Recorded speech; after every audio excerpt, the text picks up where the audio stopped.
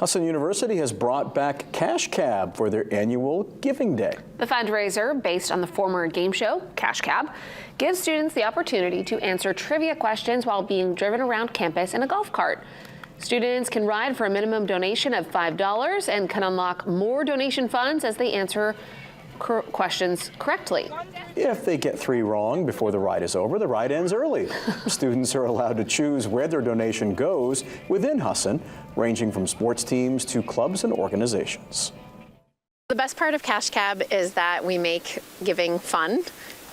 They're asked questions. Some of them are about Husson's history, some of them are pop culture questions, and some of them are questions about philanthropy. So it's a mix, and it just makes it fun for them to be able to earn more money for the area of campus that they are passionate about.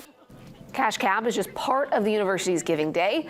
We have a link on our website for anyone who is looking to get in on the fun and donate themselves.